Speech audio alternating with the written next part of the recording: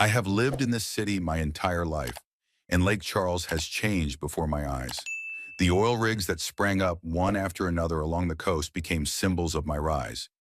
Once, I myself stood at the base of these metal giants, climbing higher every day. Now I am 73, and I watch them from the window of my house on the hill where I moved 20 years ago.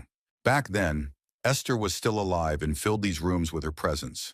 Now there is only me and the ghosts of memories. My name is Kieran Polk. I earned enough money so that my only son, Torin, would never know what it was like to stand on an oil rig under the scorching Louisiana sun. Perhaps that was my mistake. The boy grew up soft and spineless, always seeking approval. First mine, then his mother's, then this woman's, Darcy Harding. I first saw her at some charity event. Torin was 34, she was about 28. She worked for the PR agency that organized the event and literally glowed in the crowd, a striking blonde with sharp eyes and a flawless smile. Too flawless, in my opinion. "Dad, I want you to meet someone," Torin said, bringing her over to me. There was something like pride in his eyes. "This is Darcy. We've been dating for 3 months." She held out her perfectly manicured hand to me, and I felt her gaze slide over my white gold cufflinks, a gift from Esther on our 30th anniversary. "Mr. Polk, at last. Torin has told me so much about you," she sang, but her eyes were appraising my suit, my watch, my shoes. "You're a true legend in the oil industry." I smiled and shook her hand, but something inside me tensed. Over my many years in business, I've learned to recognize people who see not you, but the opportunities you can provide them. "Nice to meet you, Darcy. I hope my son hasn't embellished my biography too much." "Oh no, he always speaks of you with such respect," she said, her smile not reaching her eyes. "Your house in Oak Hills must be magnificent. Thorin promised to show me around sometime." Just like that. She didn't even bother to hide that she had already found out where I lived. In the most expensive neighborhood in town. Esther would have seen right through her. My late wife had a gift for seeing through people. That evening, I watched them from across the room. Torin was like a puppy on a leash. Wherever she went, he followed. Darcy skillfully introduced him to influential people, maintained small talk, and laughed at the right moments. My son looked both happy and lost, as if he couldn't believe his luck. "She's using him," I said to Esther when I got home. "Torin is just her ticket to high society." "Kieran," my wife gently rebuked me, putting down her book. "You're always too harsh on people. Give the girl a chance." Esther was already sick by then, although we both pretended that everything was fine. Cancer was eating her from the inside, and there was nothing I could do about it. All my money and all my connections were useless against this enemy. She died 3 months later. Torin was inconsolable, but Darcy was there for him, supporting him, organizing the memorial service, helping with the paperwork. I couldn't help but admit that she skillfully took control of the situation, although something told me that there was a calculation behind it. Their wedding took place exactly 1 year after Esther's funeral. I considered it disrespectful to his mother's memory, but I kept quiet.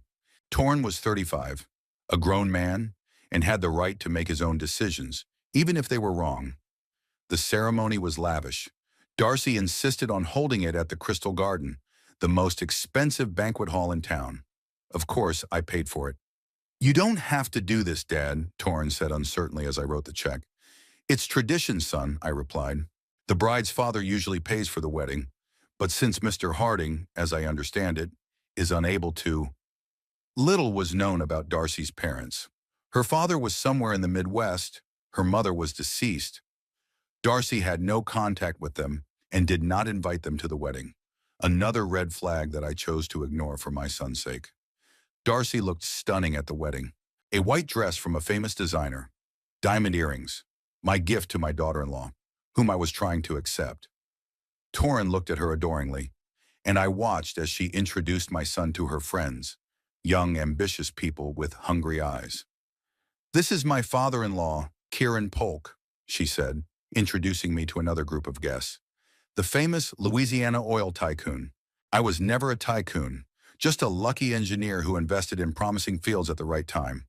But Darcy liked to exaggerate my status, creating an image of a family rolling in money. After the wedding, the newlyweds moved into the house I bought them as a wedding gift. It wasn't as big as mine, but it was in a good neighborhood, not far from downtown. I visited them once a week for Sunday dinners, and each time I noticed more and more changes. New furniture, paintings, appliances.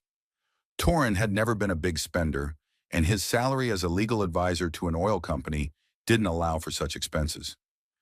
"Nice house," I said one day, looking at the new crystal chandelier in the living room. "Yes, Darcy has turned it into a real work of art," my son replied proudly. "She has incredible taste." "And a budget, it seems," I remarked. Torrin hesitated. "Well, Darcy has good connections. She managed to buy a lot at a discount. Plus, she got promoted at the agency." I nodded, but mentally made a note to check their financial situation. It wasn't that I didn't trust my son. I just knew how easily a young family could get bogged down in debt trying to impress others. That day, Darcy served lobster for dinner and opened a bottle of champagne that cost more than Torrin's weekly salary. "We have something to celebrate," she announced as she filled the glasses. "I've been offered a partnership at the agency. That means we can afford a little more now." "Congratulations," I said, raising my glass. "That sounds impressive." "Oh yes," Darcy gave me her signature smile. "Now Torrin and I will be able to travel more often. You know, Mr. Polk, life is so short. You have to enjoy it while you can." I heard an echo of what Esther often said in her words, but coming from my wife, it sounded like a reminder to appreciate the simple joys, not an excuse for senseless spending. "While you're young," I added, sipping my champagne, "at my age, you start to value stability more than adventure." "Oh, but wouldn't you like to see the world again, Kieran?" Darcy switched to informal address imperceptibly, as if testing boundaries. "After all these years of hard work, you deserve a break. Perhaps a cruise?" Thorin said you've never been to the Mediterranean. "I don't like ships," I snapped, "or crowds of tourists. Dad prefers his home," Thorin interjected with an apologetic smile. "After Mom died, he became even more of a homebody." Darcy looked at me with an expression that could have been mistaken for sympathy, if not for the cold calculation in her eyes. "Such a big house for one person. It must be lonely." "I have enough company from the ghosts of the past," I replied and saw her grimace slightly. After lunch, when Darcy went out on the terrace to talk on the phone, I tried to talk to my son about money. "Torrin, I see how hard you try to give Darcy everything she wants, but don't forget to be reasonable." "Dad, it's fine," he said, looking a little annoyed. "We're not poor. Darcy really does earn good money, and she knows how to find good deals. I just don't want you to end up in debt. The good life has a way of becoming addictive." "Not everyone measures success by the amount of money in their bank account," Torrin snapped. "Darcy believes in living in the present and not putting off happiness until later." His words hurt me. All my life I had saved, invested, and put money aside to ensure that Esther, Torrin, and I would have a comfortable retirement. And now my son seemed ready to throw it all away. "Living in the moment doesn't mean getting into debt for fleeting pleasures," I remarked. "But it's your life. It's your decision." I stood up, signaling that the conversation was over. Through the terrace window, I could see Darcy talking emotionally to someone on the phone, waving her free hand. Noticing my gaze, she quickly ended the conversation and returned to the house with a serene smile. "Is everything okay?" Torrin asked. "Yes, just work," she dismissed. "Are you done with your man talk?" "I was just about to leave," I said. "Thanks for lunch, it was delicious." "Come back next Sunday," Darcy suggested enthusiastically. "I'll have a surprise for you." "What is it?" I asked, unable to hide my suspicion. "If I tell you, it won't be a surprise," she winked playfully. "But you'll like it, I promise." I nodded and said goodbye. On the way home, I couldn't shake the feeling that Darcy was up to something. Her interest in my money was becoming more and more obvious, and Thorin seemed too blinded by love to notice. Darcy's surprise turned out to be an album of photos of my house, a professional interior photo shoot that she had supposedly commissioned as a gift. "I thought you might use these photos if you ever decide to sell the house," she said, handing me the glossy album. "Sell the house?" I couldn't believe my ears. "Why would I do that?" "Well, it's so big for one person," she repeated her argument, "and it must be expensive to maintain. With that money, you could buy something smaller, and the rest, well, spend on yourself, or leave it to Torrin." Or to you, I couldn't help saying. She looked offended, but only for a moment. Kieran, I'm just looking out for you. At your age, the stairs in all these rooms can become a problem. Many people end up moving to more comfortable homes. Thanks for your concern, I replied dryly, but I'm going to die in this house, just as I planned. Esther and I chose it together. Torrin, who had been watching our conversation, looked upset. Darcy just wanted to do something nice, Dad. I appreciate the sentiment, I lied, but not the plans for my property. It was the first time I had openly expressed my distrust of Darcy. The atmosphere at the table became tense, and the rest of the dinner passed in awkward silence. As I was leaving, Thorne apologized for me. I'm sorry, he can be harsh sometimes. It's his age and loneliness. I understand, I heard Darcy reply. Don't worry, I'm not offended. But I knew it was a lie. I saw calculation in her eyes. She saw me as an obstacle that needed to be overcome. And at that moment, I realized that the war for my fortune and my son had already begun. 2 years flew by unnoticed. Our Sunday dinners became a tradition, although each time I wanted to participate less and less. Darcy learned to hide her true character better, but I could still see through her mask. My son was less fortunate. He was blinded by his love for her and seemed to become softer and softer under her influence. That Sunday, I arrived earlier than usual. I parked my old Cadillac in the driveway and noticed their brand new Lexus gleaming in the sun. The car had appeared 3 months ago, another purchase they couldn't afford on their salaries. The front door was unlocked. I went inside and heard Darcy's voice coming from the kitchen. She was talking on the phone, unaware of my presence. Yes, don't worry, she said, lowering her voice. We'll have enough soon. The old man won't go anywhere without his only son. I froze, listening. He's stubborn, but I know how to push the right buttons. Thorin? She snorted. He doesn't even notice. You have nothing to worry about.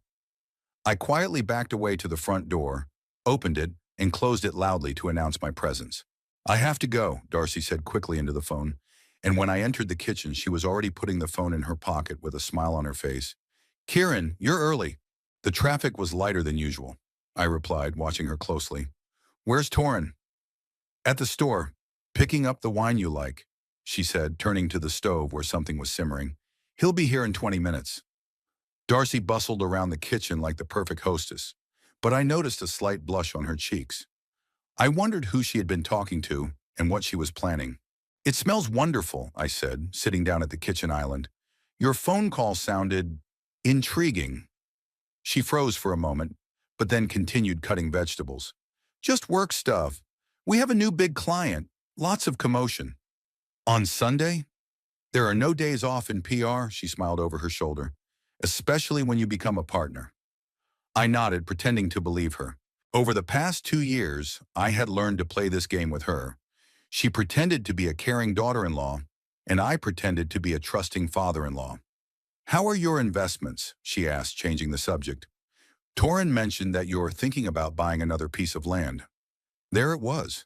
Every time she found a way to bring up money. I'm thinking about it, I replied evasively. At my age, it's not worth rushing into such decisions.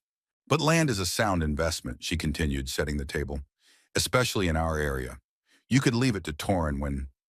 She didn't finish the sentence, but we both knew what she meant. When I die. This woman was already dividing up my inheritance. When I decide to sell it at a profit, I finished for her. I'm not going to the other side yet, Darcy. She laughed, but it sounded forced. Of course not. I'm just talking about planning your inheritance. Torrin is so worried about you. He wants you to be secure in your future. Torrin or you? I looked her straight in the eye. My son has never been particularly interested in my financial affairs. People change, Darcy shrugged. Marriage makes men think about the future. The front door opened and Torrin appeared with a bottle of wine. He looked tired and haggard, as if he hadn't slept for several nights in a row. Dad, he tried to sound enthusiastic. You're here already. We hugged and I could feel how much weight he had lost. His once solid frame had become angular, and there were dark circles under his eyes. Are you okay? I asked quietly while Darcy turned away to the stove. Yes, just a lot of work, he smiled weakly, and not much sleep. At lunch, Darcy, as usual, dominated the conversation, talking about new clients, vacation plans, and how much she was appreciated at work. Torrin was mostly silent, only occasionally nodding and agreeing. "How are things at work, son?" I asked, trying to engage him in conversation. Torrin looked up from his plate. "Fine. Nothing special." "Torrin is too modest," Darcy interjected. "He was promoted to senior legal counsel. Unfortunately, his salary didn't increase as much as he would have liked." Again with the money. Her persistence was starting to annoy me. "Congratulations," I raised my glass. "You've always been a smart guy. I'm proud of you." Torrin blushed slightly at the praise, and for a moment I saw in him the boy I had raised. But then Darcy put her hand on his shoulder, as if to assert her rights. "We're thinking of buying a boat," she announced. "Torrin has always dreamed of sailing." "Really?" I looked at my son in surprise. As far as I could remember, he had been afraid of water ever since he nearly drowned at the age of 12. "Well, not exactly dreamed." Torrin hesitated, but Darcy convinced me it would be fun. "And expensive," I added. "Maintaining a boat costs a pretty penny." "Life is short, Kieran," Darcy smiled. "You have to enjoy it while you can." "I always say that." Yes, she really did always say that. Words stolen from my Esther. After lunch, Thorne and I went out to the backyard. He proudly showed me the new gazebo they had installed, another extravagance they could hardly afford. "Dad," he began when we were alone, "I wanted to ask, you're okay with money, right?" I looked at him in surprise. "Of course, why?" "It's just—" He rubbed the back of his neck, clearly nervous. "Darcy said that oil company stocks are falling and your investments might lose value. She's worried that you might be left without a livelihood." I struggled to contain my anger. So that's how she manipulates him, by making him worry about my financial situation so that he starts taking an interest in my money. "Son," I put my hand on his shoulder, "I've been investing for 50 years. My assets are diversified and well protected from any market fluctuations. You have nothing to worry about." "But maybe we should set up a meeting with your financial advisor," Torrin insisted. "Darcy knows a good specialist who could review your portfolio." "Thanks, but no thanks," I tried to speak calmly. "I have my own advisor whom I've been working with for 30 years, and I am absolutely confident in my financial situation." Torrin nodded, but I could see from his face that he wasn't convinced. Darcy had thoroughly brainwashed him. "Better tell me," I lowered my voice, "is everything okay with you and Darcy? You look exhausted." "Everything's fine," he replied too quickly. "Just work and, you know, family life can be complicated sometimes." "I can imagine," I said, glancing meaningfully at the house where Darcy was gathering dishes. "Especially when you're living beyond your means." Thorin tensed. "What do you mean?" "The new car, the boat, this gazebo." I gestured around the yard. "All that costs money, son. A lot of money." "We've got it under control," he turned away. "Darcy makes good money. So do I." "Enough for all this?" "Dad," his voice hardened, "I don't want to discuss this. We're doing fine." I decided to back off. Pressing further would risk our relationship, which was already becoming increasingly strained. "Okay, son. I'm just worried about you." "Don't be," he tried to smile. "I'm fine, really." But his eyes told a different story. The following week, I decided to test my suspicions. Darcy had mentioned that she had late meetings with clients on Thursdays. I parked near their agency and waited. At 6 o'clock, I saw her leave the building and get into a taxi. Instead of going home, the taxi headed toward the upscale Riverbend neighborhood. I followed at a safe distance. The taxi stopped near the Azure Coast restaurant, one of the most expensive in the city. Darcy got out, beautiful and confident in her form-fitting red dress, a far cry from the business suit she wore at the office. She went inside, and I had to be resourceful to follow her. Fortunately, the Maître d' recognized me. I had dined here several times with business partners, and showed me to a table in the corner with a good view of the room. Darcy was sitting at a table by the window. A few minutes later, a man joined her, tall with an artistic appearance, about 35 years old. They kissed, not in a businesslike manner, but like lovers. I felt anger boiling up inside me, not out of jealousy, but out of betrayal.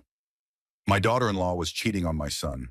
I couldn't hear their conversation, but I saw them holding hands, her laughing with her head thrown back, him leaning toward her with intimate smiles. They looked like a couple in love, enjoying each other's company. When the waiter brought them champagne, I asked my waiter to come over. Excuse me, could you find out the name of that gentleman by the window? I think I know him, but I can't remember where from. The waiter hesitated, but a hefty bill that found its way into his pocket dispelled his doubts. That's Mr. Pierce Blackwood, he said quietly. A photographer. He often dines here with clients. Thank you, I nodded. And please don't mention that I asked. Pierce Blackwood. Now Darcy's lover had a name. I decided to stay and see how their evening ended. They spent almost 2 hours at the table, then paid and left together. I followed them at a safe distance and saw them get into his sports car and drive away. I didn't have to guess where they were going. The next day, I hired a private investigator.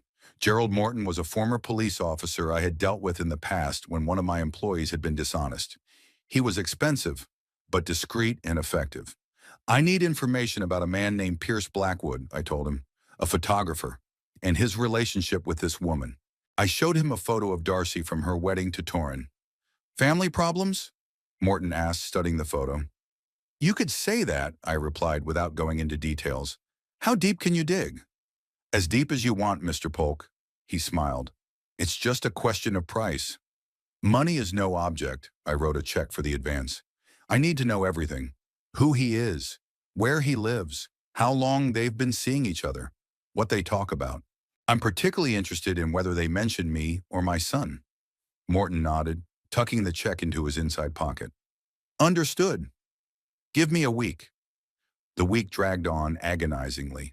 I couldn't sit still, wondering whether to tell Torrin about his wife's infidelity or wait until I had irrefutable proof. On Sunday, I went to their house for lunch again, now with a heavy heart and a burden of knowledge. Darcy greeted me as usual, with a smile and a hug. Looking at her, no one would have suspected that just 3 days ago she had been in bed with another man. Kieran, you look tired, she remarked, taking my coat. Is everything okay? Just didn't sleep well, I replied, watching her reaction. I was worried about Torrin. Torrin? She frowned. Why? He seems depressed lately. Well, work is wearing him out, she shrugged. You know how it is. But I'm taking care of him. Yes, I've seen how you're taking care of him, I thought, but said nothing. Torrin came out of his office, and I noticed again how thin and haggard he looked. Something in his eyes spoke of a deep inner conflict. Dad, he hugged me, and I could feel him shaking. Are you okay? I asked quietly. Yes, just... He glanced back at Darcy, who had gone into the kitchen. We need to talk. Later. I nodded, feeling my heart sink with foreboding. Maybe he already knew. Maybe that's why he looked so exhausted. Lunch was tense. Darcy dominated the conversation as usual, but I noticed that Torrin barely looked at her. When she talked about her vacation plans, he just nodded, showing no enthusiasm. I think we should go to the Bahamas next month, Darcy said. The weather is perfect there right now. Kieran, would you like to join us? We could pay for it from the account we talked about. What account? I looked at her suspiciously. Well, Thorin mentioned that you were thinking about a joint investment account for the family. She glanced quickly at my son, who suddenly became very busy cutting the meat on his plate. I didn't say anything like that, I shook my head, and I'm not going to open joint accounts. Maybe I misunderstood, Darcy smiled, but her eyes remained cold. In any case, a vacation would do you good. After dinner, when Darcy was doing the dishes, Thorin took me into his office and closed the door. What's going on, son? I asked bluntly. You're not yourself. Thorin sank heavily into a chair and covered his face with his hands. I don't know what to do, Dad. I think Darcy, he faltered, is cheating on you? I finished for him. He looked up at me in surprise. You know, I have my suspicions. I didn't want to say that I had been following her. There are signs. I found messages on her phone, Thorin whispered. She's been seeing some photographer for several months now. I sat down next to him and put my hand on his shoulder. I'm sorry, son. But that's not all, he continued, his voice trembling. She keeps asking about your money, about how to get access to it. She wants me to convince you to rewrite your will, to appoint me as your trustee. There it was. My worst suspicions were confirmed. And you?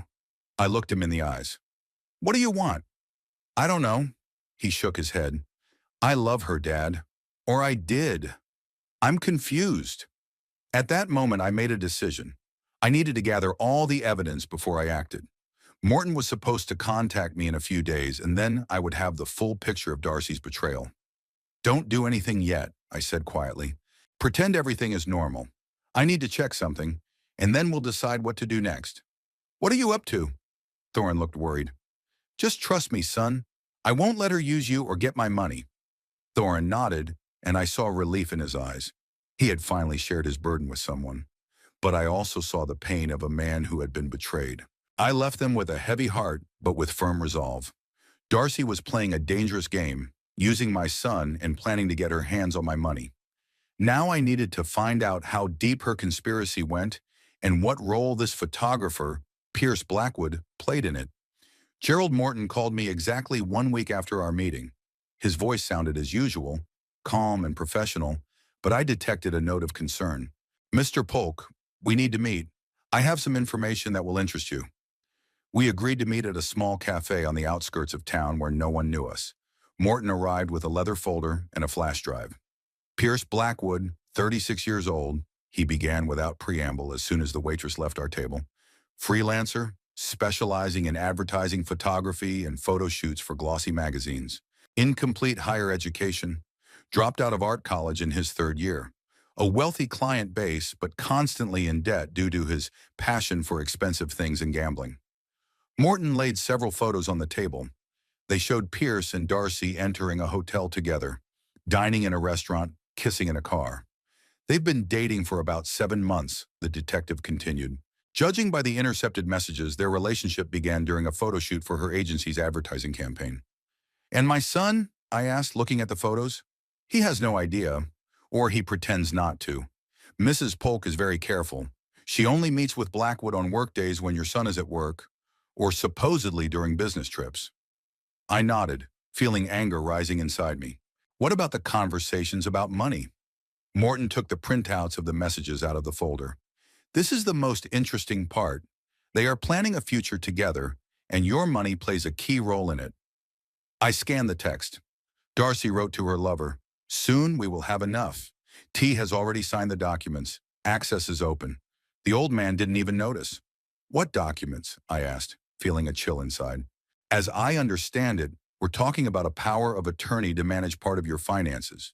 Your son probably signed it without reading it, or he was told it was something else. I closed my eyes, trying to control my emotions. Thorin, my trusting boy, what have you done? What else? They're planning a cruise. Morton showed me another printout. A luxury cruise on the Mediterranean. 2 weeks, a deluxe cabin. The cost is almost $40,000. And who's paying? Apparently you, he smiled bitterly. Departure is in a week from Barcelona. But before that, they plan to spend a few days at the Azure Lagoon Hotel. That's, I know what that is, I interrupted him. One of the most expensive hotels in Europe. Exactly.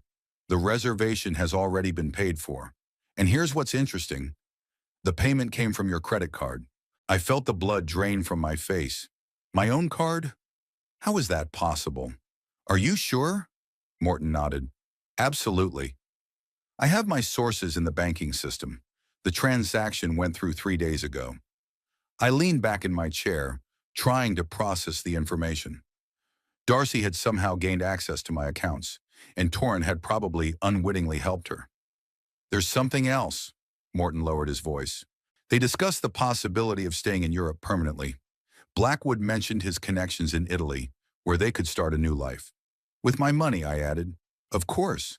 Their plans included $500,000, enough to buy a small villa and live comfortably for the time being. I thanked the detective for the information, paid him well, and asked him to keep me informed of any new details. After our meeting, I immediately drove to the bank.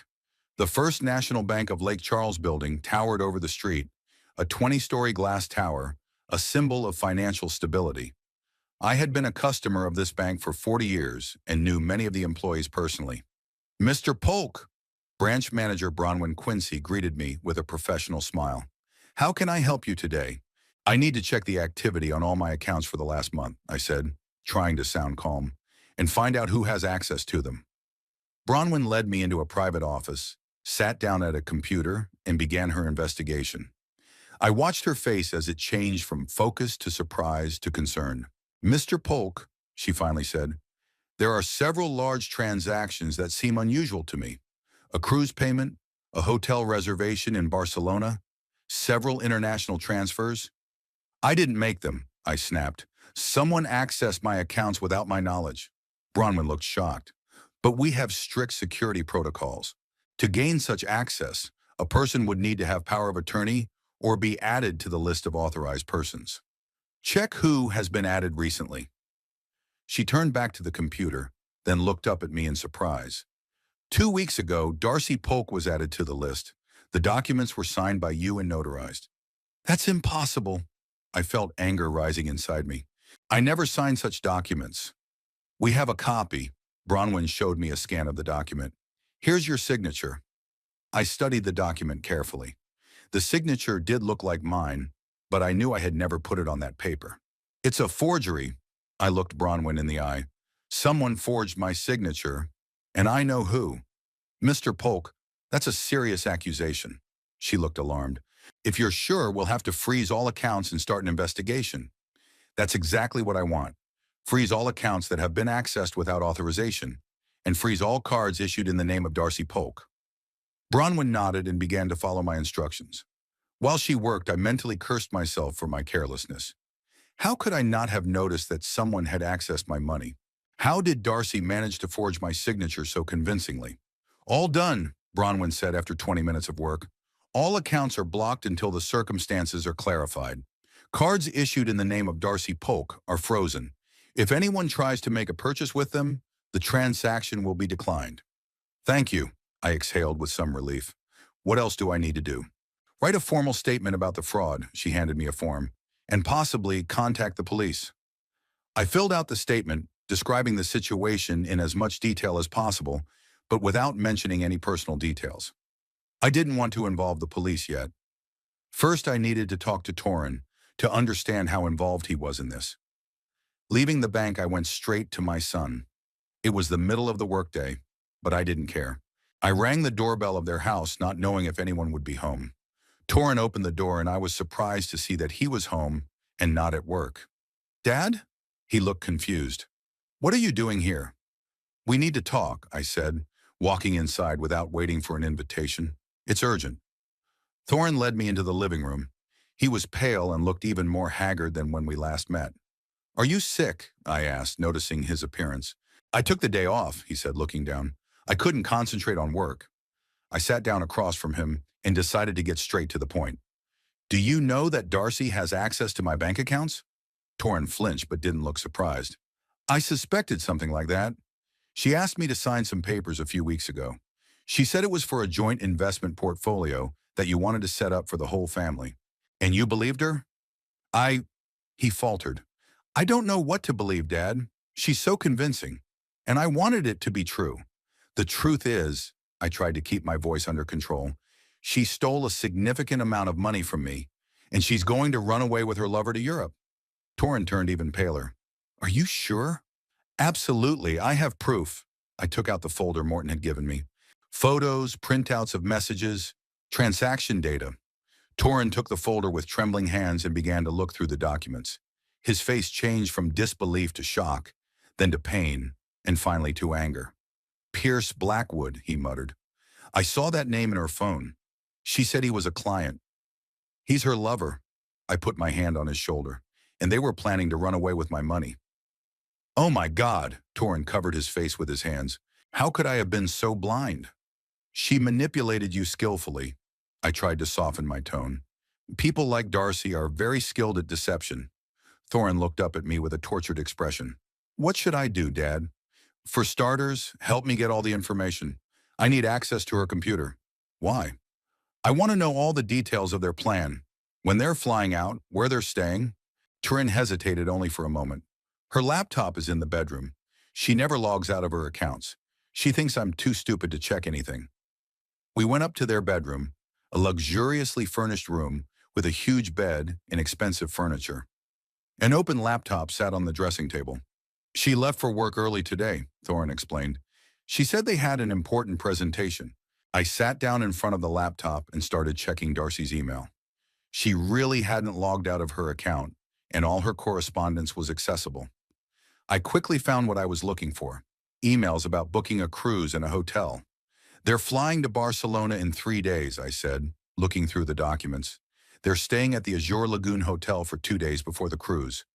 She told me she was going to a conference in Chicago, Torrance said with a bitter smile.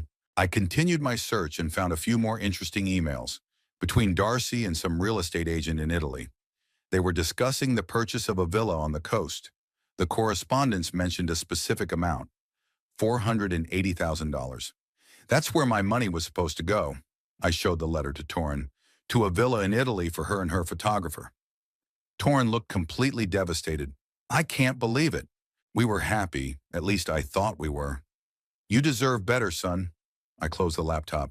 And now we have a chance to put an end to this story. What are you going to do? I've already blocked all the accounts and cards Darcy had access to.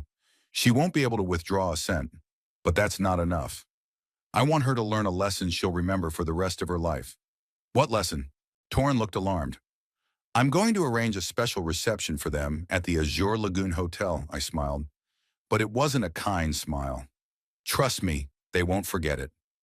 I took out my phone and dialed the number of Ennis Raven, the manager of the Azure Lagoon Hotel. We met many years ago when I helped his brother finance a startup in the oil industry. Raven had been indebted to me ever since. Ennis? This is Kieran Polk, I said when he answered. I need your help with a delicate matter.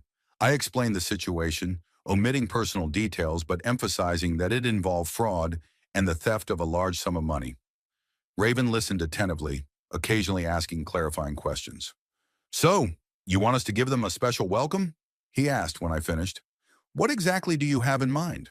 First, when they try to pay with their card, it should be declined, but not right away. Let them check in first, go up to their room, unpack their things, and then, when they try to buy something at the hotel or pay for services, the card won't work. That's easy to arrange, Raven sounded intrigued. What else?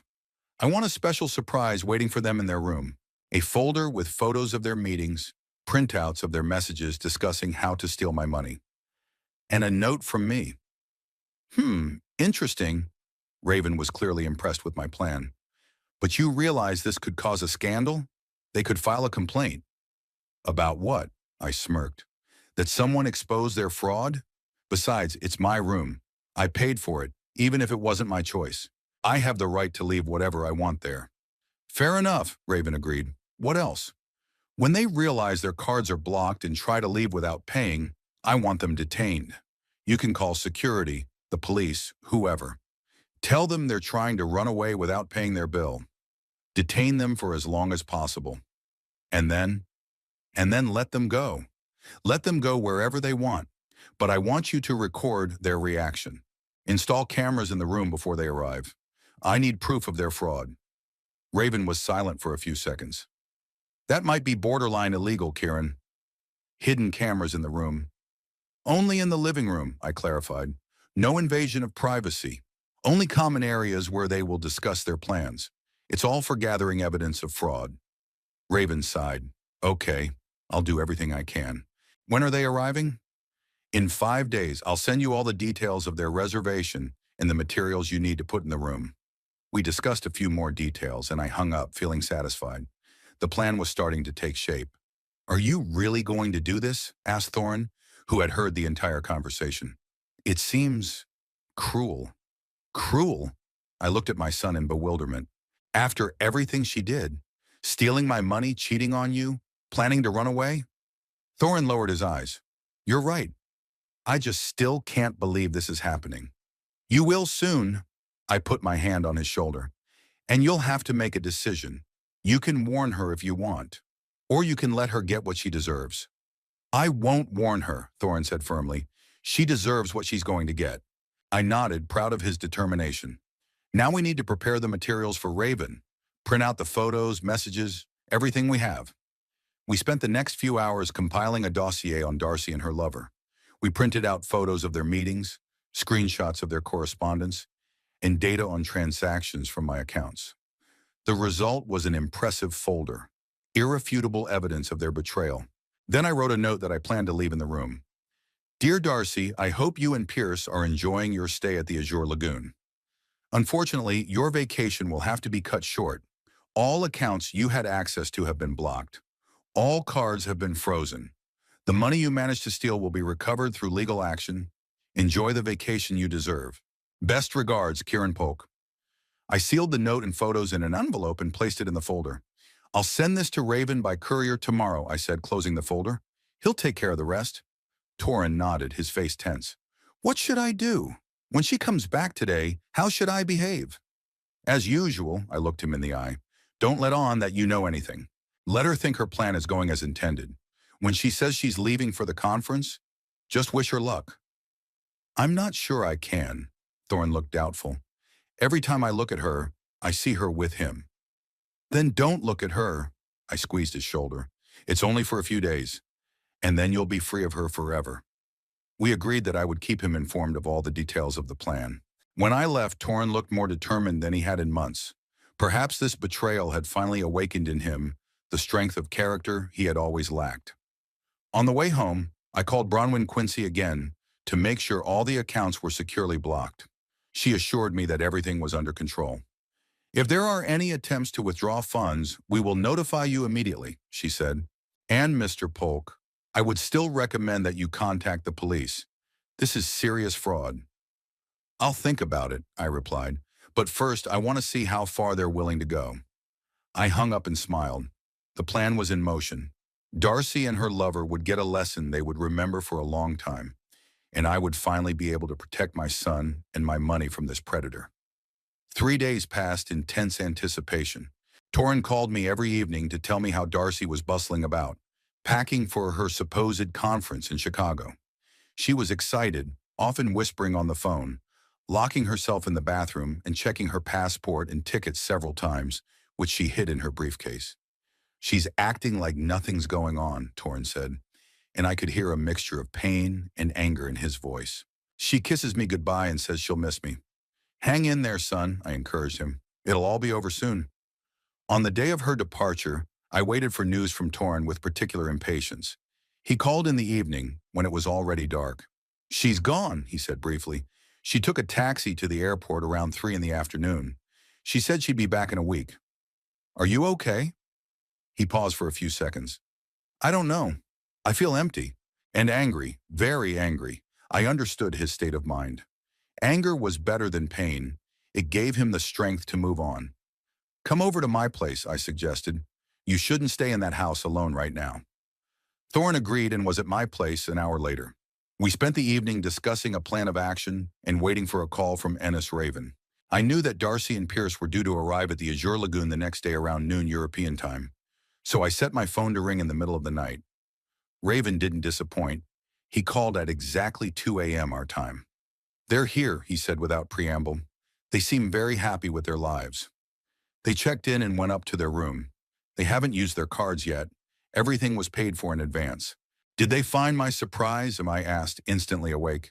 Not yet. The folder is in the room safe. I left the code for the safe in an envelope on the bed with a note saying it was a compliment from the hotel. They'll definitely open it. Great, I smiled in the dark. Keep me posted. Of course, Raven lowered his voice. The cameras are set up as you requested, only in the common area of the room. If they start discussing anything, we'll record it. I thanked him and hung up. Thorin, who was staying in the next room, was already standing in the doorway, looking at me questioningly. They're here, I said. They don't suspect anything yet. What now? Now we wait. Raven will call when there's news. It was impossible to sleep after that. Torin and I went down to the kitchen, made some strong coffee, and waited. I turned on my laptop. Raven had promised to send a link to the live feed from the cameras as soon as it was available. The link arrived an hour later. We saw a luxurious hotel room, a living room with a panoramic view of the sea, white furniture, a huge bed in the bedroom. Darcy and Pierce were on the balcony, their silhouettes visible through the thin curtains. They were drinking champagne and, judging by their body language, celebrating the successful start of their trip. Disgusting, Thorin whispered, looking at the screen. They look so happy. Not for long. I finished my coffee and poured another. The real show will start soon. We had to wait almost until morning. Around 6 o'clock our time, Darcy and Pierce returned to their room after breakfast. They were excited and cheerful, talking about their plans for the day. They wanted to go on a tour of the city, then have lunch at an expensive restaurant. All on my tab, of course. Oh, look, Darcy noticed an envelope on the bed. Compliments of the hotel. I wonder what's in it. She opened the envelope and read the note. Here is the code for the safe. They say they left a special welcome gift for us. Maybe champagne, Pierce suggested, approaching the safe. Or fruit? He entered the code and the safe door opened. Inside was a black folder with gold embossing, exactly like the one I had sent Raven. What the hell? Pierce took out the folder. Is this some kind of joke?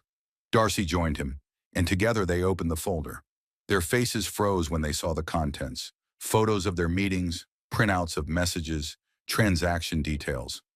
My God, Darcy whispered, flipping through the pages. This can't be. What is this? Pierce looked confused and frightened. Who did this? Darcy found my note and read it aloud. With each word, her voice grew quieter and more tense. When she finished, an oppressive silence hung in the room.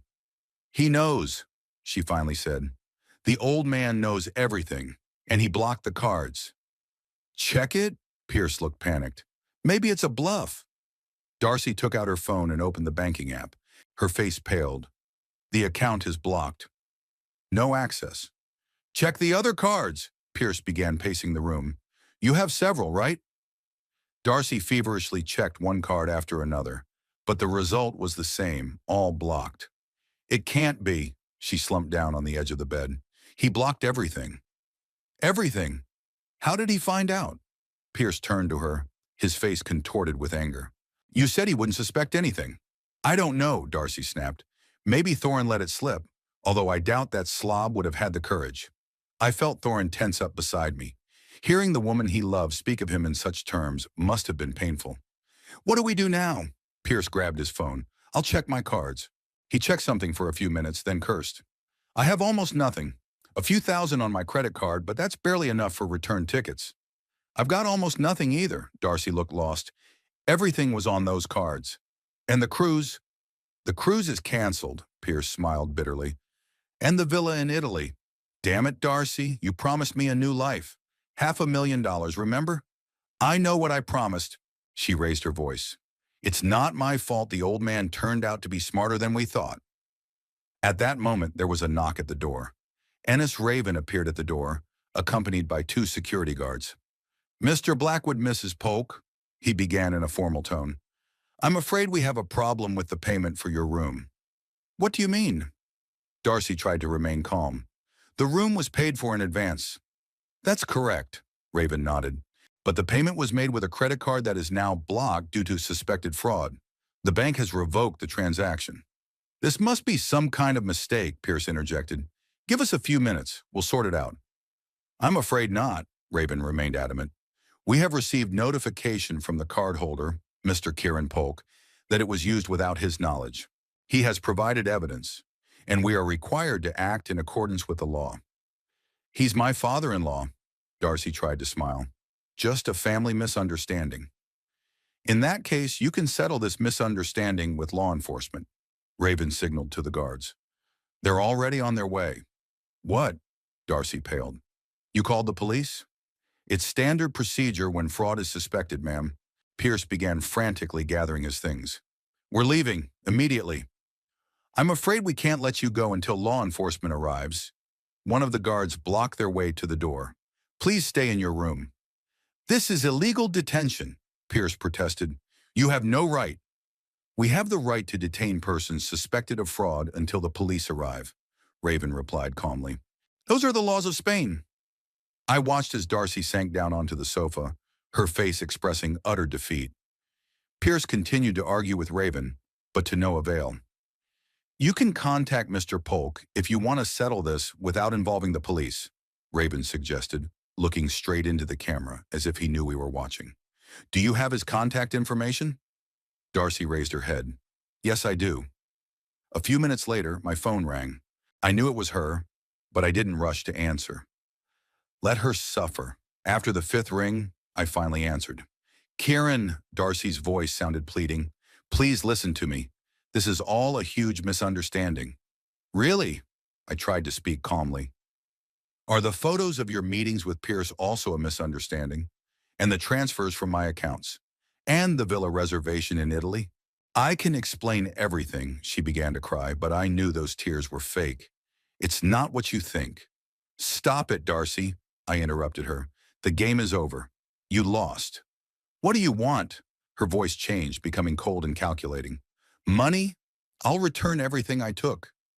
You won't be returning anything, I smiled. The bank has frozen all the accounts.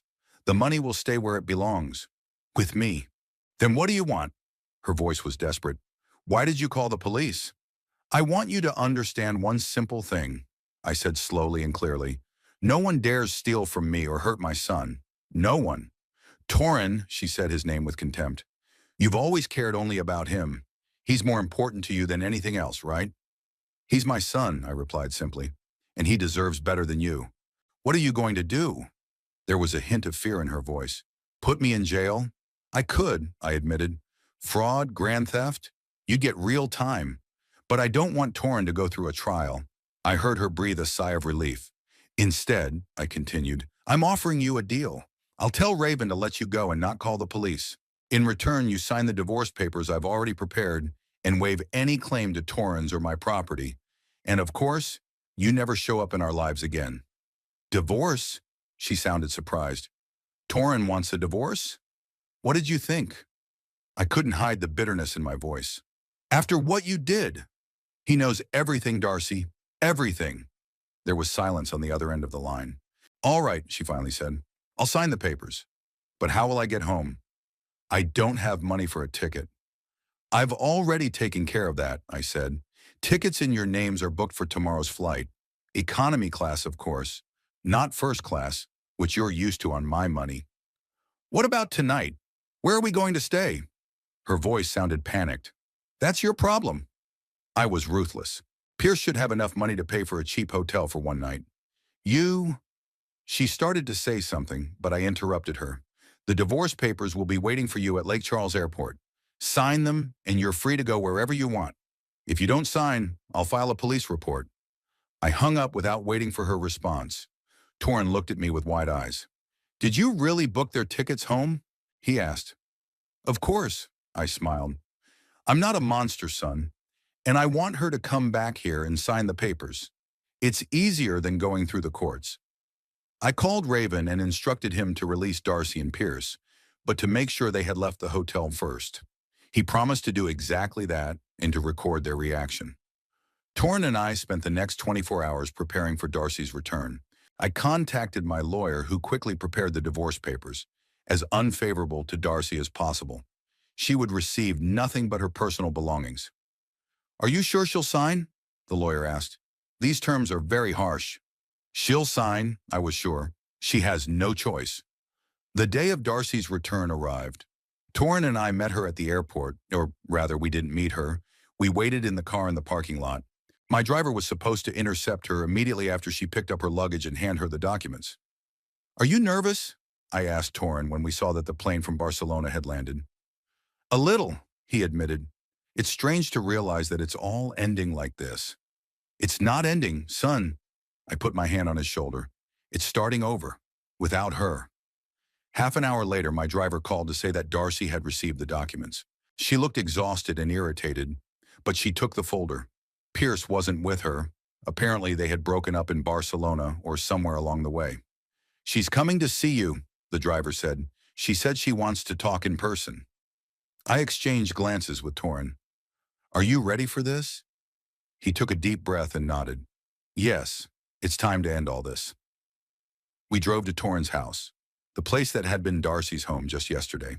It felt strange to walk in there knowing that she would soon appear, but now as a stranger, we didn't have to wait long. The taxi pulled up to the house about an hour after we arrived. Darcy got out of the car, looking nothing like the confident woman she had been just a few days ago. Her hair was carelessly tied back in a ponytail, her makeup was smudged, and her designer clothes were wrinkled. She entered without knocking, still considering the house her own, and froze when she saw us both in the living room. So you're both here, she said, dropping her bag on the floor. Family council? The documents, I ignored her sarcasm. Did you sign them? Darcy took the folder out of her bag and threw it on the coffee table. Yes, everything is signed. Are you satisfied? I checked every page, making sure her signature was where it needed to be. Then I handed the folder to Torrin, who had been watching her silently the whole time. Great, I nodded. Now you can take your personal belongings and leave. You won't even let me explain? Darcy turned to Torrin. Talk in private? No. Thorin's voice was firmer than I had ever heard it. No more talking, Darcy. No explanations. Are you really choosing him? She nodded in my direction. Your controlling father over me? Your wife? I'm choosing myself, Torrin replied, for the first time in my life, and I want you to leave my house. Darcy looked as if she had been struck. She clearly hadn't expected such firmness from Torrin. It's all because of him, she pointed at me. He always hated me, always wanted us to break up. No, Darcy, Torrin shook his head. It's because of you. Because you cheated on me with Pierce. Because you stole my father's money. Because you planned to run away and leave me. It was a moment of weakness, she tried to justify herself. I would have come back. Pierce and I, it didn't mean anything.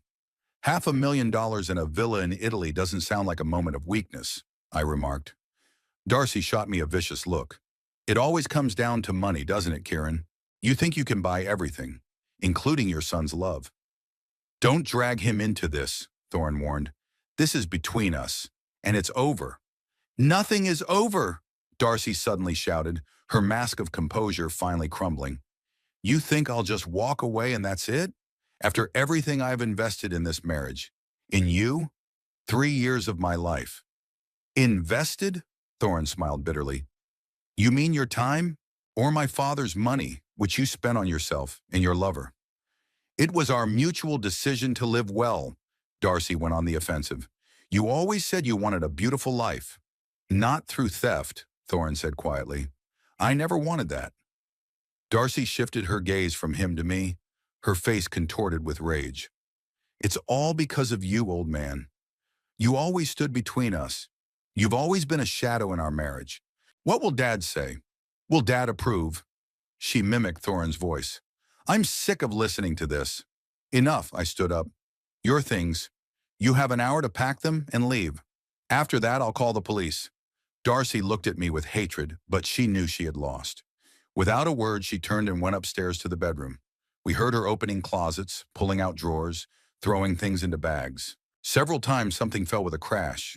Apparently she was taking her anger out on inanimate objects. Torrin sat silently, staring at a single point. I could see how hard this breakup was for him, despite everything Darcy had done. You're doing the right thing, son, I said quietly. It hurts now, but it will get easier with time. He nodded without looking at me. I know. I just can't believe it was all a lie. 3 years, and all for money. 45 minutes later, Darcy came downstairs with 2 large suitcases. Her eyes were red but dry. She had clearly decided not to give us the satisfaction of seeing her cry. I called a taxi, she said coldly. It'll be here soon. Where are you going? Torrin asked, and I heard genuine concern in his voice. Despite everything, he still cared about her. What difference does it make to you? Darcy snapped. I have friends, real friends unlike you. Torrin flinched as if he'd been struck, and I felt anger boiling up inside me. Do you have everything you need? I asked, barely holding back. No. She looked me straight in the eye. I don't have the $500,000 I plan to take, or the villa in Italy, or the future I imagine for myself. You took all that away from me. No, Darcy. I shook my head. It was never yours, and it never would have been. The taxi honked from the street. Darcy took one last look at the house that had been hers for 3 years, then turned to Torrin. Goodbye. I hope you'll be happy with your daddy. You'll never have another relationship. You're too weak and spineless for a real woman. With that, she left, slamming the door behind her. We heard her loading her suitcases into the trunk of the taxi, the car door slamming, the car driving away. It's over, Torrin said quietly as the sound of the engine faded into the distance. She's gone. I put my hand on his shoulder. Yes, son. And now a new chapter in your life begins. Without her. He nodded, and I saw in his eyes a mixture of pain, relief, and most importantly, determination. Torrin had finally grown up after going through this painful experience, and I was there to support him. A week had passed since Darcy left our lives. Torrin stayed in his house, even though I offered to let him move in with me for a while. He refused, saying he had to learn to live on his own. I respected his decision, but I still called him every day and often stopped by with food or just to talk. That morning, I sat on the porch of my house watching the sun rise over Lake Charles. The city was waking up. I could hear the factory siren in the distance, and the first cars were passing by on the road. I drank my coffee and thought about what had happened, trying to learn from this unpleasant story. How could I not have noticed Darcy's true nature before? There were signs: her excessive interest in my finances, her extravagance, her ability to manipulate Torrin. I saw all of this, but I underestimated the scale of her ambitions and her willingness to commit a crime.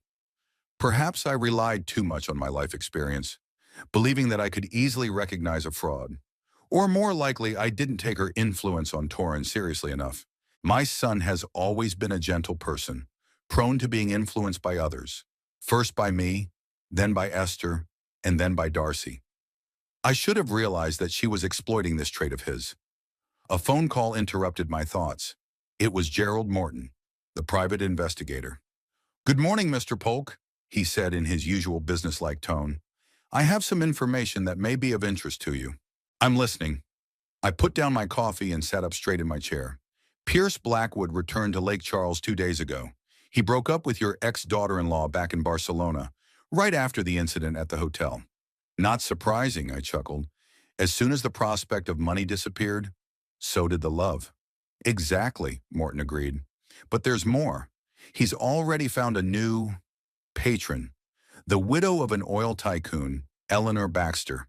She's 68, he's 36. Classic pattern." I shook my head. Eleanor Baxter was an old acquaintance, not a close friend, but we had crossed paths at various social events. Her husband, Gordon, had died 2 years ago, leaving her an impressive fortune. "Do you want me to continue surveillance?" Morton asked. I thought about it. Should I warn Eleanor? Or let her deal with the fortune hunter herself? "No, I think we're done," I finally decided. "Send me the final report and the bill." "As you say, Mr. Polk, it was a pleasure working with you." After hanging up, I returned to my thoughts. So Pierce had already found a new victim. I wondered what had become of Darcy. The last I heard, she was staying with a friend. No money, no husband, no prospects for the luxurious life she had dreamed of. I didn't feel sorry for her. She had made her choice by trying to steal from me and break my son's heart. But I still hoped that this experience would teach her something. Although, knowing people like Darcy, I doubted it. After lunch, I drove to Torrance. He had already started tidying up the house, throwing away things that reminded him of Darcy, rearranging the furniture, even repainting the walls in the living room. Physical labor helped him cope with the emotional pain. "Hi, Dad." He opened the door, wiping his hands on a rag. He was wearing old jeans and a t-shirt stained with paint. "Sorry about the mess. I decided to renovate the kitchen." "You look better than last time," I remarked as I entered the house. "More energetic." "That's right," he nodded. "Work helps me not think." We walked into the kitchen where Thorne was cooking something on the stove. It smelled delicious. My son had always loved to cook, but he rarely did so when Darcy was around. She preferred restaurants or delivery. "What's for dinner?" I peered curiously into the pot. "Gumbo," he smiled. "Mom's recipe. Remember she always made it on Sundays?" I remember. I felt a warm wave of memories wash over me. Esther said that gumbo isn't just food, it's a whole philosophy. "The best things in life take time and patience," Torrin quoted his mother. I'm just now beginning to understand what she meant. We sat down at the table, and Torrin ladled the gumbo into bowls. For a while we ate in silence, enjoying the taste and the warm family atmosphere that had been so lacking in recent years. "I got some news about Pierce," I said when we had finished the main course. "He's already found a new victim." "Eleanor Baxter." Thorne raised his eyebrows.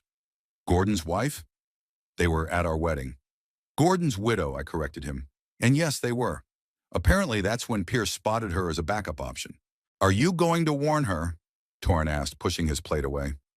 I shrugged. "I don't know. On the one hand, it would be the right thing to do. On the other, Eleanor is a grown woman and should be able to judge people for herself. Like I did, Torrin asked bitterly. I looked at him. There was still pain in his eyes, but now it was mixed with anger. Anger at himself, at Darcy, maybe even at me for not saving him from this mistake. Are you blaming me for not stopping you? I asked directly. Thorne was silent for a long time, then shook his head. No, you warned me, though not directly. I just didn't want to hear it. I was blinded by her. Love often blinds people, I sighed, even the most intelligent ones. Was it love? Thorin said thoughtfully. Now I'm not sure. Maybe it was just the need to be with someone, fear of loneliness, or the desire to prove something, I added cautiously. Maybe to myself. He looked at me in surprise. What do you mean? Darcy was the complete opposite of what I considered the ideal partner for you, I explained. Bright, assertive, ambitious. Perhaps you chose her in part to show your independence from me. Torrin thought for a moment, then nodded slowly. Perhaps you're right. I always felt like I was living in your shadow. A successful father, a big house, money, and I was just Kieran Polk's son. Darcy seemed like a way to prove that I could make my own choices, go my own way. And it's okay to want your own path. I leaned across the table toward him. I always wanted the best for you, but maybe I pushed too hard, controlled too much. Esther always said I didn't give you room to make mistakes. Mom understood a lot, Torrin smiled. She told me similar things, that I had to learn to make my own decisions, even if they were wrong. And she was right, I sighed. I tried to protect you from all the problems I faced myself, but maybe those problems are what made me who I am. We moved to the living room and Thorin poured us whiskey, a good single malt scotch that Darcy never understood or appreciated. She preferred champagne or trendy cocktails. You know what hurts the most? Thorin said, staring into his glass. That I feel used. As if I were just a means to her ends, a stepping stone to your money. That hurts, I agreed. But it's also a reason to think, why did you let her use you? What in you made that possible? Thorin grimaced. You've always been ruthlessly straightforward. It's the only way to grow, I said, taking a sip of whiskey. I ask myself similar questions. Why couldn't I protect you better? Why didn't I see the danger sooner? You can't protect me from everything, Thorin said quietly. And that's okay. I'm 40 years old, Dad. It's time I learned to take care of myself. I looked at him in surprise. There was more maturity in those words than I expected to hear. Perhaps this painful experience had really helped him grow up. You're right, I nodded, but I'll always be there if you need me. That won't change. I know, he smiled, and I appreciate it. It's just, maybe it's time to stop being just your son and become myself. And who is myself? I asked with interest. Who do you want to be, Thorin? He thought for a moment, looking over my shoulder. I don't know. Honestly, I don't know. All my life, I've been either your son or Darcy's husband. I've never thought about what I want for myself. Now is the time to think about it, I said, raising my glass in a half-joking toast. To a new beginning? To a new beginning, he said, touching my glass with his. We talked late into the night. For the first time in many years, we were truly open and honest.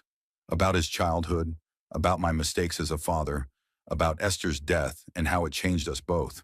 About his marriage to Darcy and how he now saw that relationship from a distance. You know, I loved her, Thorin said when the clock struck well past midnight. No matter what, even now there's a part of me that misses her. That's normal, I nodded understandingly. Love doesn't disappear just because someone turned out to be someone they weren't. Do you still love Mom? He asked suddenly. Every day, I replied without hesitation, and I will love her until the end of my days. You're lucky. There was a hint of envy in his voice. To find true love. You'll find it too. I was sure of it. Just give yourself time to heal and be more careful in your choices. How will I know I'm not making the same mistake again? Fear was evident in his eyes. That I'm not falling for the same tricks? You can never be completely sure, I shrugged. But you can learn to recognize the red flags. Excessive interest in money, attempts to distance you from your family, inconsistency between words and actions, and most importantly, listen to your intuition. Deep down, you knew something was wrong with Darcy, right? Thorin nodded. I knew, but I ignored the signs. Exactly. Don't ignore them anymore.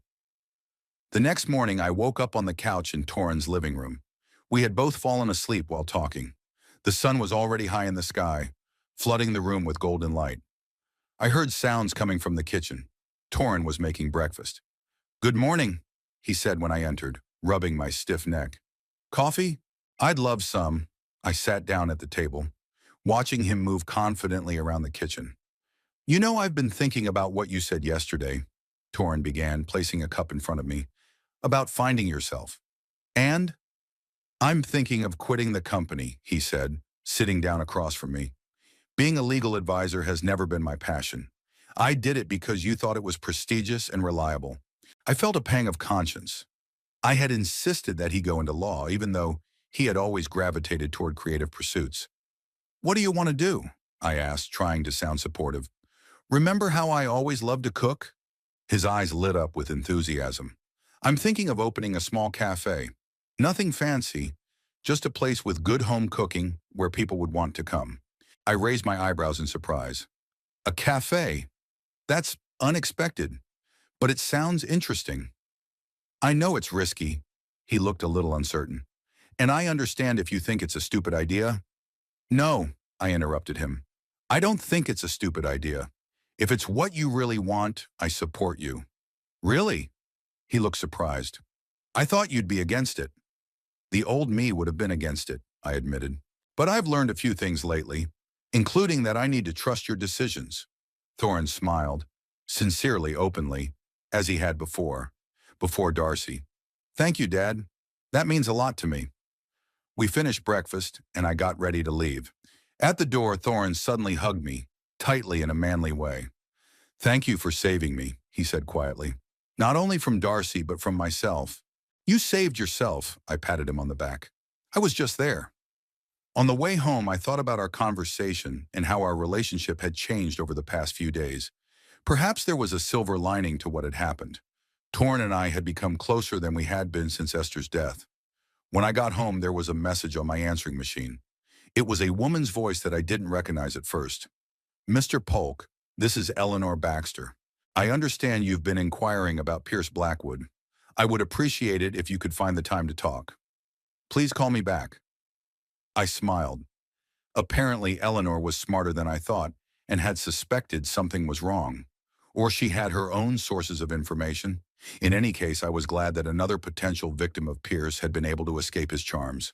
I dialed Eleanor's number and, when she answered, arranged to meet her the next day. Perhaps I should be more open with people, share my experiences, and help them avoid the mistakes my son had made. That evening, I sat on the porch, watching the sunset and thinking about the future. Mine, Torrin's, our families. Darcy was no longer in our lives, and I was sure she wouldn't be coming back. Her plan had failed, and she was smart enough to know there would be no second chance. I didn't know what lay ahead, but for the first time in a long time, I felt hopeful. Torrin was starting a new chapter in his life, one that was more independent, more authentic. And I was learning to let go of control and trust. My son, my instincts, even some of the people around me. Of course, I wasn't going to become naive. Life had taught me that trust must be earned, not given automatically. But perhaps the golden mean between paranoid suspicion and blind trust was the wisdom I had always sought. The phone rang, interrupting my thoughts. It was Torrin. "Dad, I just wanted to say thank you again," he said, "for everything. And I love you." "I love you too, son," I replied, feeling my heart warm. "I always have and always will." I hung up and smiled at the approaching night. Life went on, despite betrayals and disappointments. And maybe sometimes we need to go through dark times to learn to appreciate the light.